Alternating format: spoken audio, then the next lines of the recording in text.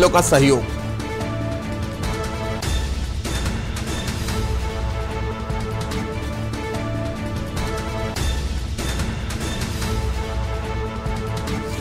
Auto वालों को दूसरी नजर से देखा जाता था, सीएम केजरीवाल ने कहा।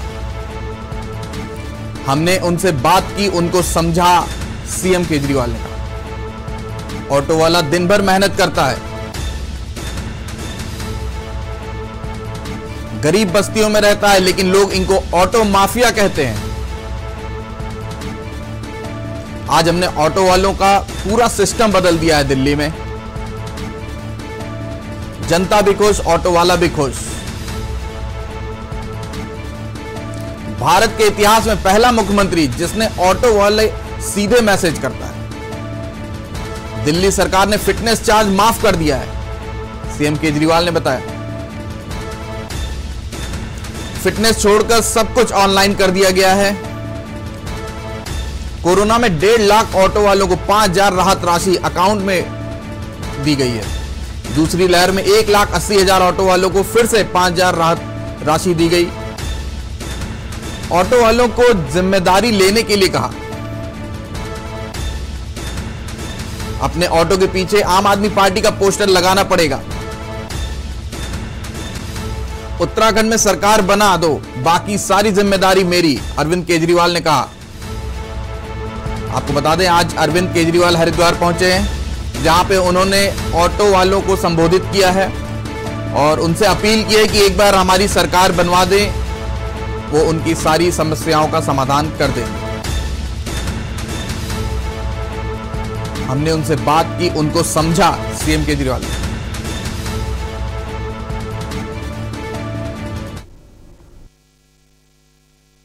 आपकी सारी समस्याओं की जिम्मेदारी मेरी है। बहुत जैसे परिवार में बड़ा भाई होता है ना, बड़े भाई की जिम्मेदारी होती है। परिवार के लोग जाके उसको कह देते हैं भाई ये समस्या है तो उसी को करना, तो मेरी जिम्मेदारी है। अभी 2-3 चीजें आप लोगों ने बताई हैं। एक तो सिस्टम बदलेंगे सबसे पहले, अगर हमारी सरकार बनती है तो। आपकी समस्याओं की जिम्मेदारी मेरी है और सरकार बनाना जिम्मेदारी आपकी है। आप सरकार बनवा दो उत्तराखंड के अंदर और एक एक करके सारी समस्याएं सॉल्व करेंगे। सबसे पहले सिस्टम बदलेंगे। सिस्टम में जितने लूपहोल हैं, जितने गड़बड़ हैं, जितने इन्होंने शासनादेश बना रखे हैं, कानून बना रखे हैं, पेच लगा रखे हैं, जानबूझ के लगा रखे हैं, वो सारे चेंज करेंगे ताकि रिश्वत लेने और देने की जरूरत ही ना पड़े। जैसे दिल्ली का सिस्टम है, दूसरा सिस्टम को फेसलेस करेंगे जैसे दिल्ली में करा। अब मैं हवा में बात कर रहा होता तो अलग बात थी, दिल्ली में लागू करके आया हूं और दिल्ली में आपको मैं चैलेंज कर रहा हूं, किसी भी ऑटो वाले को फोन कर लेना और फोन करके पूछ लेना भाई केजरीवाल कैसा काम कर रहा है। अगर वो तारीफ ना करे तो मेरे को वोट ना देना। हम देख रहे थे सीएम अरविंद केजरीवाल को, जहां पे उन्होंने ऑटो चालकों को संबोधित किया और कहा कि उत्तराखंड में हमारी सरकार बनवा दो, बाकी सारी जिम्मेदारी हमारी। बढ़ते हैं अगली खबर की तरफ, जहां आम आदमी पार्टी के राष्ट्रीय संयोजक व दिल्ली के मुख्यमंत्री अरविंद केजरीवाल आज उत्तराखंड के 1 दिवसीय दौरे पर हरिद्वार पहुंचे। इससे पहले देहरादून पहुंचने पर केजरीवाल ने कहा कि इस बार उत्तराखंड के लोग भी मन बना चुके हैं कि राज्य में नई पार्टी को मौका देना चाहिए, तो आज हरिद्वार में हम लोगों से बातचीत करेंगे। सुबह वह जॉली ग्रांट एयरपोर्ट पहुंचे, जहां आप कार्यकर्ताओं ने उनका जोरदार स्वागत किया। इस दौरान आप प्रभारी मोहनिया और कर्नल अजय कोटियाल समेत सैकड़ों कार्यकर्ता एयरपोर्ट पहुंचे। उत्तराखंड के लोग दिल्ली में काम कर रहे हैं, आते जाते रहते हैं और लोग देख रहे हैं कि कैसे दिल्ली के अंदर पिछले कुछ वर्षों में बहुत अच्छा विकास हुआ है। तो इस बार उत्तराखंड के लोग भी मन बना चुके हैं कि उत्तराखंड के अंदर नई पार्टी को मौका देना चाहिए। तो आज लोगों से बात करेंगे। आप लोग आइएगा, आप सब लोगों से 1 बजे के करीब, 1 बजे प्रेस कॉन्फ्रेंस है, 1 बजे बात होगी। हरिद्वार से खबर आ रही है, जहां ऑटो वाले और टैक्सी वालों से अरविंद केजरीवाल का संवाद खत्म हो गया है।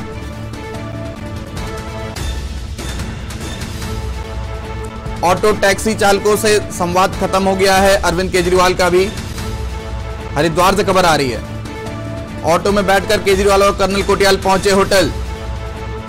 ऑटो में आए दिल्ली के मुख्यमंत्री केजरीवाल, होटल रेडिसन।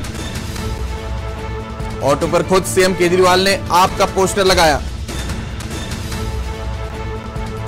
ऑटो में बैठकर केजरीवाल और कर्नल कोटियाल होटल पहुंचे हैं। ऑटो में आए दिल्ली के मुख्यमंत्री केजरीवाल होटल रेडिसन। होटल में सीएम केजरीवाल का भव्य स्वागत। ऑटो और टैक्सी चालकों के से केजरीवाल का संवाद खत्म। आप अपनी स्क्रीन पर देख सकते हैं ये तस्वीरें, जहां पर दिल्ली के मुख्यमंत्री सीएम अरविंद केजरीवाल और अजय कोटियाल ऑटो में नजर आ रहे हैं आपको।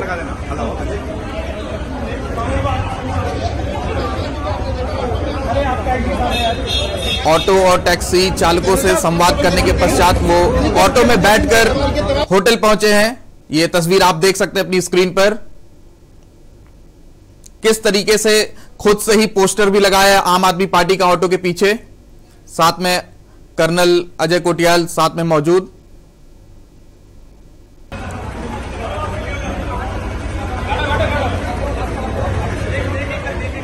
यहां थोड़ा 50 जोड़ लगा देना।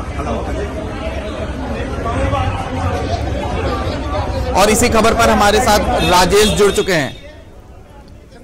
राजेश, ये जो अरविंद केजरीवाल जी इन्होंने अभी ऑटो टैक्सी चालकों के साथ संवाद किया, उसके बाद सीधा ऑटो में बैठकर होटल गए हैं और आम आदमी पार्टी का पोस्टर भी लगाया है, तो अभी जो संवाद हुआ उसके बारे में क्या कुछ कहना है आपका?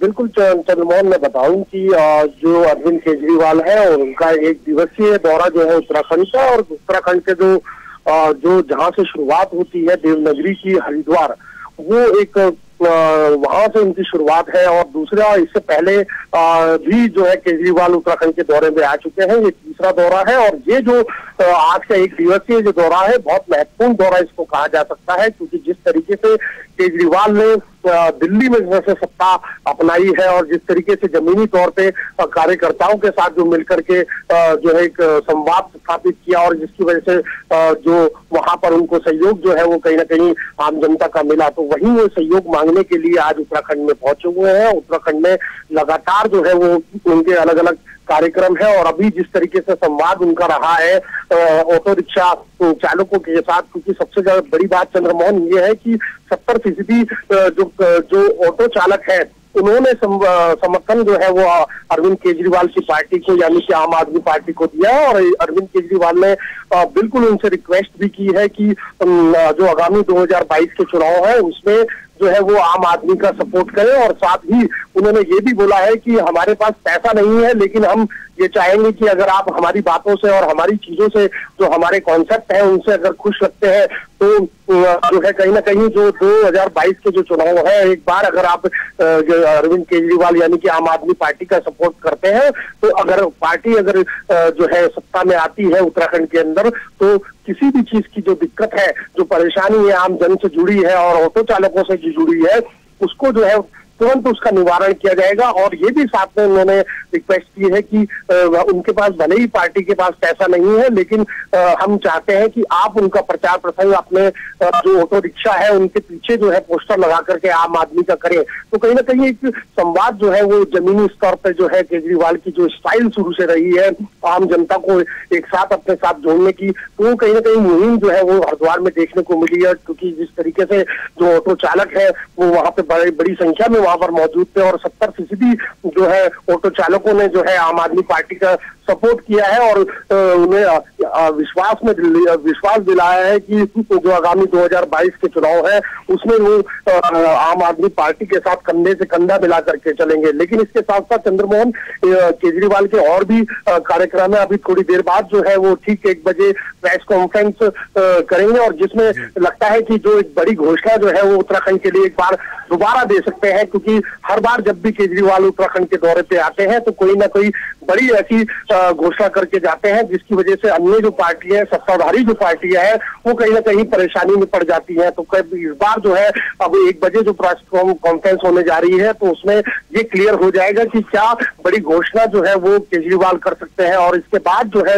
उनके जो कार्यकर्ता है उनके साथ भी उनका संवाद है, और ठीक 5:15 बजे वो हरिद्वार से जो है दिल्ली के लिए रवानगी जो है उनकी हो जाएगी। लेकिन फिलहाल जो कहा जा सकता है कि जो आगामी 2022 की जो रणनीति है आम आदमी पार्टी की, जो तराई से लेकर यानी कि मैदानी क्षेत्रों से लेकर पहाड़ तक किस तरीके से आम आदमी को पार्टी के साथ जोड़ना है, किस तरीके की तैयारी जो है आम आदमी पार्टी की होनी चाहिए, तो बखूबी जो है अरविंद केजरीवाल इस बात को बिल्कुल समझते हैं। और किस तरीके से जो पहाड़ी समस्याएं हैं, जो ऑटो चालकों की जैसे हमने बात करी, तो ऑटो चालकों के साथ जिस तरीके का संवाद किया है, क्योंकि उन्होंने इनका दर्द वो समझा है कि जो कोविड के समय पे ऑटो चालकों को जो भारी नुकसान हुआ है, भले ही वो भरपाई तो नहीं कर पाएंगे, लेकिन उन्होंने ये आश्वासन जरूर दिलाया है कि जो भी भविष्य में आप लोगों के साथ गलत हो चुका है, अब आप नए सिरे से काम करिए, आम आदमी पार्टी के साथ काम करिए, आम आदमी पार्टी के तौर पे एक कार्यकर्ता के तौर पे आप हमारे साथ जुड़िए, और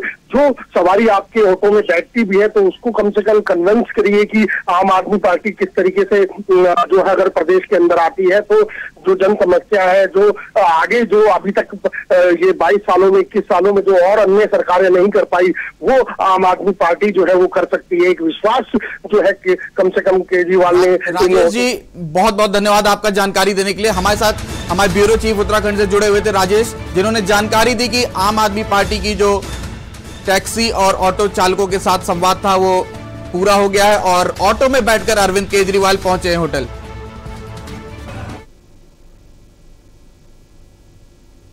वक्त हो गया एक छोटे से ब्रेक का, जल्द हाजिर होंगे। आप देख रहे हैं के न्यूज, खबरों का सारथी। सदियों से सुनते आए हैं, बेटे बड़े होके अच्छी सी नौकरी करना, अच्छी सी नौकरी करना।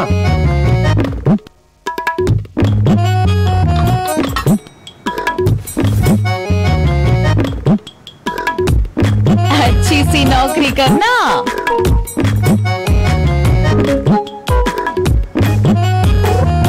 अच्छी सी नौकरी करना।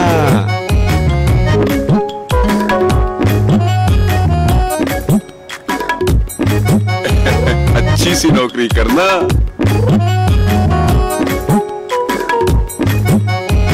अच्छी सी नौकरी करना।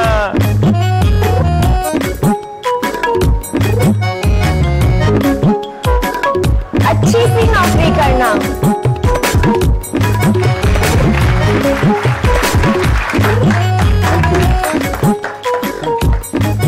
अच्छी सी नौकरी करना। अगर सब अच्छी नौकरी करने वाले बनेंगे तो नौकरी देगा कौन? बेटा तुम अच्छी सी नौकरी देने वाला बनना। अगर भारत को दुनिया का नंबर 1 देश बनाना है तो आज हर बच्चे के अंदर एंटरप्रेन्योर माइंडसेट जगाना होगा।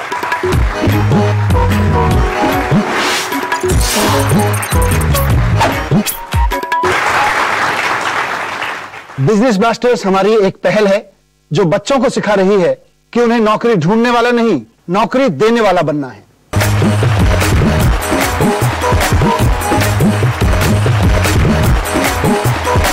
बिजनेस ब्लास्टर्स, छोटे बिजनेस स्टार्स, बड़े बिजनेस आइडियाज। 28 नवंबर से हर रविवार शाम 7 बजे आपके टेलीविजन पर। आप देख रहे हैं के न्यूज, खबरों का सारथी। आप देख रहे हैं के न्यूज, खबरों का सारथी। ब्रेक के बाद आपका स्वागत है। अगली खबर डोईवाला से है, जहां गन्ना का मूल्य घोषित न होने से नाराज किसान। आपको बता दें डोईवाला से खबर है, जहां कल पेराई सत्र का करेंगे विरोध। मिल प्रशासन को किसानों ने ज्ञापन दिया है। भारतीय किसान यूनियन के अध्यक्ष सुरेंद्र खालसा ने दी जानकारी। गन्ने का मूल्य घोषित न होने से नाराज है किसान। कल पेराई सत्र का विरोध करेंगे। मिल प्रशासन को किसानों ने दिया ज्ञापन। भारतीय किसान यूनियन के अध्यक्ष सुरेंद्र खालसा ने दी जानकारी। गन्ना का मूल्य घोषित न होने से नाराज है किसान। डोईवाला से खबर बता रहे हैं आपको, कल पेराई सत्र का विरोध करेंगे किसान। उत्तराखंड विधानसभा चुनाव का समय जैसे जैसे नजदीक आता जा रहा है, वैसे वैसे विधानसभा क्षेत्र में राजनीतिक सरगर्मियां तेज होती जा रही हैं। आज लालकुआं विधानसभा क्षेत्र में आम आदमी पार्टी के वरिष्ठ नेता चंद्रशेखर पांडे ने दावेदारी करते हुए वर्तमान में पार्टी में अपने को सबसे सशक्त उम्मीदवार बताया। यहां एक निजी होटल में आयोजित प्रेस वार्ता में बोलते हुए आम आदमी पार्टी के वरिष्ठ नेता चंद्रशेखर पांडे ने कहा कि वह लंबे समय से आम आदमी पार्टी के निष्ठावान कार्यकर्ता हैं और वहां पार्टी की नीति एवं रीति में आस्था रखते हुए कार्य कर रहे हैं। उन्होंने कहा कि मैं आम आदमी पार्टी का कर्मठ कार्यकर्ता होने के साथ साथ विधानसभा चुनाव 2022 के लिए विधायक पद प्रत्याशी के रूप में अपनी प्रबल दावेदारी प्रस्तुत कर रहा हूं तथा जनता समर्थन का उन्हें प्राप्त है। 70 विधानसभा में पूरी तैयारी है और पूरी तैयारी के साथ हम मैदान में उतरेंगे। और जहाँ तक टिकट की बात है, पार्टी जिसको भी टिकट देगी मैं उसके अनुसार काम करूंगा। पार्टी यदि मेरे पर विश्वास करेगी तो मैं यहाँ पर एक सीट पार्टी की झोली में डालने के लिए प्रयत्न करूंगा। क्या अहम मुद्दे देखते हैं लालकुआं विधानसभा में? विधानसभा के अंदर सबसे बड़ा मुद्दा तो यहाँ राजनीतिक ग्रामों का या पंचायतों चुनाव का है और यहाँ पर भू कानून भी होना बहुत जरूरी है और आपके जो ये बाईपास मार्ग बन रहे हैं इनका भी होना बहुत अति आवश्यक है। ये भी एक मुद्दा है और बेरोजगारी भी यहाँ पर बहुत बड़ी समस्या है। और वहाँ पर बिंदु खत्ता में जो है ये पेपर मिल का पानी जाता है, उससे लोग प्रदूषण से बीमार भी पड़ते हैं और खेती भी नष्ट हो रही है। उसको भी काम करना बहुत आवश्यक है। इंदिरा नगर से नाला निकलता है, बारिश के दिन में आप लोगों ने देखा होगा लोगों के घरों में घुसता है, तमाम खेती खत्म हो जाती है और उसका भी समाधान निकालने की मैं पूरा कोशिश करूंगा। और बिजली पानी की समस्या जो है हमारे पार्टी के द्वारा पहले ही 2 गारंटी को दिए गए हैं और जिसको हम पूर्ण करेंगे। और विद्यालय अच्छे स्कूल यहाँ पर खोले जाएंगे। जो बच्चा जिस प्रकार का टैलेंट होगा वैसे वैसी ट्रेनिंग वहाँ पर दी जाएगी। जिस प्रकार दिल्ली में स्कूल में ही जो है कोचिंग की व्यवस्था की गई उसी प्रकार से यहाँ पर भी किया जाएगा। वक्त हो गया एक छोटे से ब्रेक का, जल्द हाजिर होंगे। आप देख रहे हैं के न्यूज, खबरों का सारथी। चलो यहाँ पर सही से करेंगे। पूजा, मार्केट से आता हूँ। मिस्टर, कार की चाबी? नहीं, मैं पैदल ही जाऊंगा। पापा, not bad। हाँ यार, अपनी दिल्ली सरकार बोलती है कि पॉल्यूशन कम करने के लिए हफ्ते में एक बार अपनी गाड़ी से एक ट्रिप कम करें और उसकी बजाय पब्लिक ट्रांसपोर्ट या कारपूल का इस्तेमाल करें।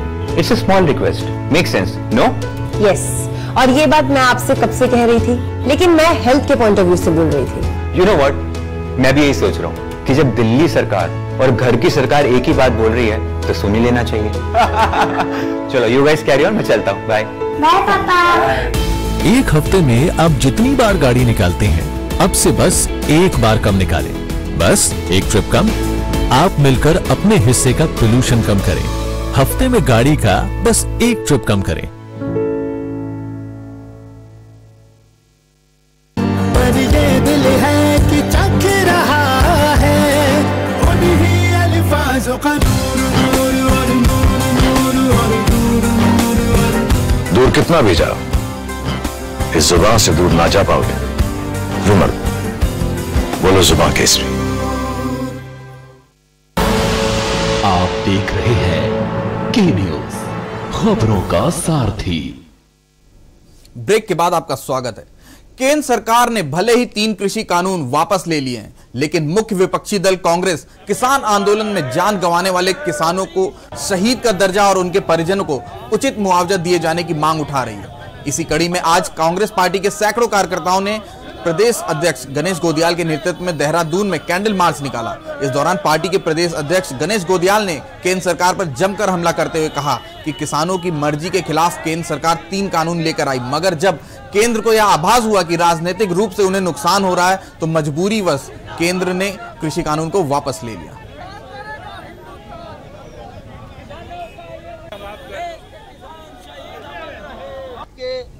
मर्जी के खिलाफ ये 3 काले कानून बनाए और आज जब उनको ये आभास हो गया कि उनकी जमीन हिल चुकी है, राजनीतिक रूप से उनकी जमीन हिल चुकी है, तब मजबूरी में उन्होंने ये काले कानून वापस लिए हैं। लेकिन उसके बावजूद केंद्र की सरकार ने इस बात पर अफसोस नहीं जताया कि हमारे किसान भाइयों के इस आंदोलन, इस 3 काले कानूनों के खिलाफ आंदोलन में हजारों, हमारे करीब 700-800 भाइयों ने अपनी जानें खोई।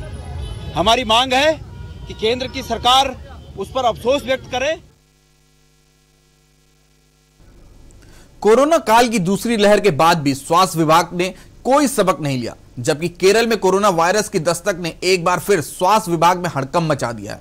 कोरोना की तीसरी लहर की चेतावनी के बाद अस्पतालों की हालत सुधारने का जिम्मा लेने वाला विभाग लापरवाही बरत रहा है।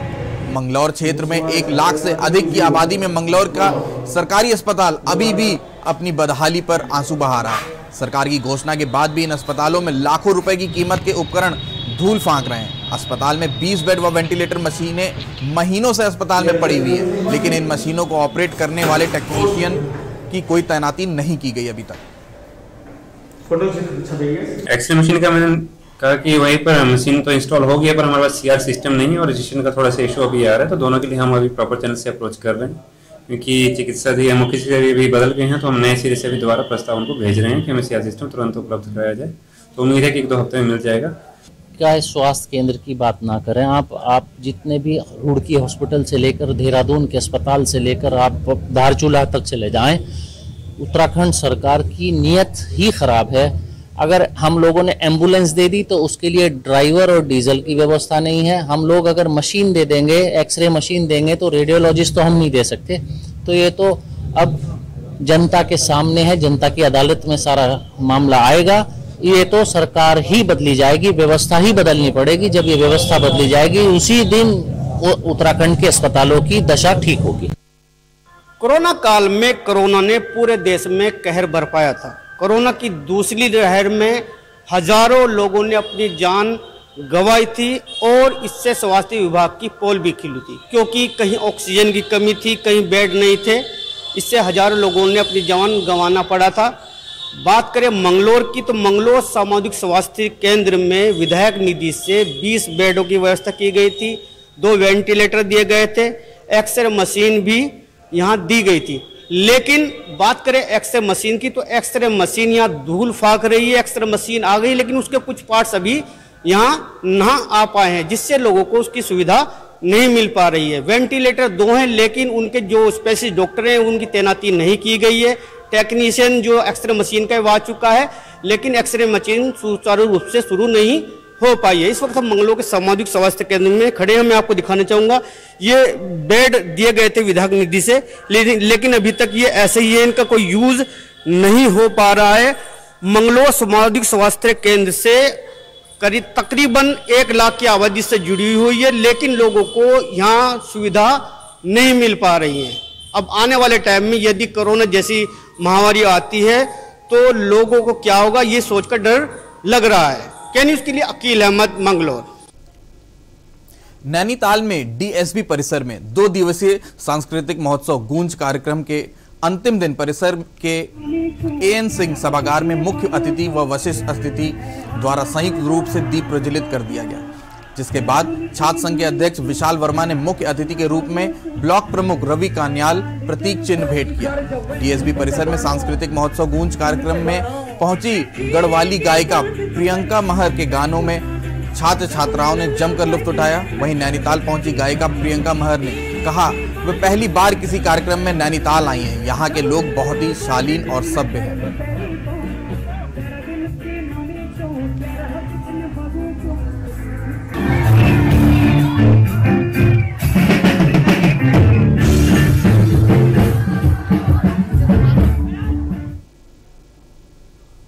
फिलहाल के लिए खबर उत्तराखंड में इतना ही। बने रहे के न्यूज के साथ। नमस्कार।